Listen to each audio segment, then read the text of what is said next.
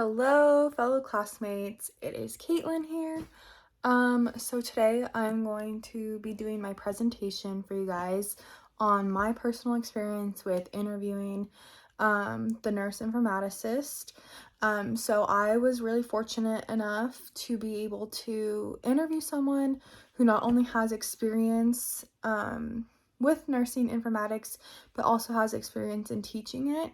So it was a super informational learning experience for me, and it was really interesting to see both sides of how nursing informatics works in the hospital, but also how it can be applied to education.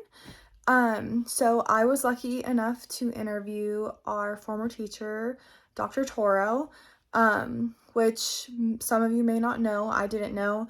She did play a role in nursing informatics, and she also teaches it in the doctorate program. So it was super cool and unique to be able to interview her. I asked her all of the questions that, everyone else had to answer or ask. And like I said, she did a really great job of comparing what it was like developing software in the hospital and how she developed it for CBU. So for example, she created an EHR system at her local ER where she was an ER manager in the year of 2000. And so she helped design the algorithms, and she worked closely with other nursing informaticists and a team where they developed specific triage questions. One of them being something that now we're asking everyone in the hospital. Have you recently traveled? When was the last time you were out of the country? Have you traveled within 2 weeks? And so at the time, when there was, an outbreak, they were able to quickly ask these triage questions in her hospital, and it would automatically create an algorithm for them to determine if that patient was at risk or not, which was, I thought, super interesting. Especially because now those are, some of the main questions that we're asking in the ER. So it just felt like really relevant. And it was just so interesting to hear how she was part of a team at her hospital that helped make that happen.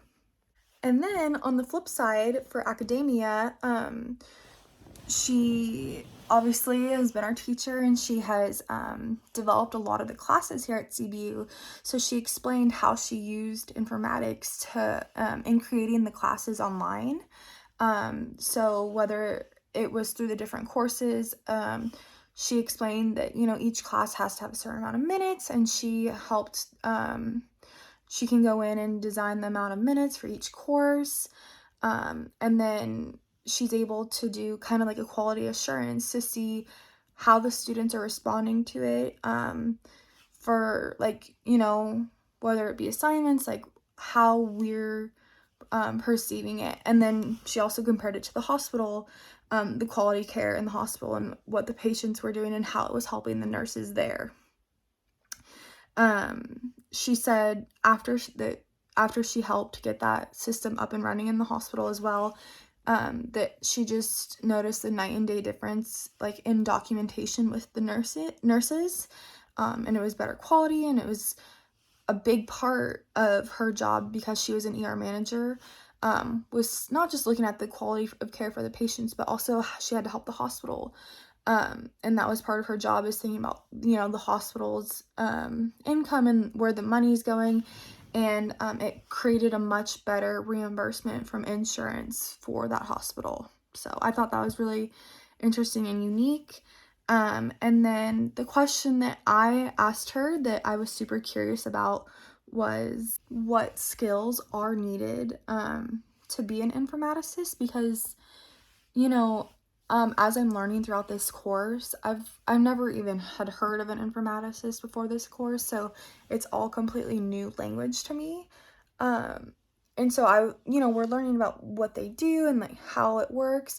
But what I was curious about, what skills you actually need to complete the job. And she told me that in order to be a nursing informaticist, obviously you have to be a nurse and she said that it really, really helps working on the floor because you have a base of what nursing is, and you can relate to the nurses when you're helping design these systems because you know what they need and what they want. She said you have to be able to solve problems because you're bridging a gap of an issue and finding areas and ways to improve that issue.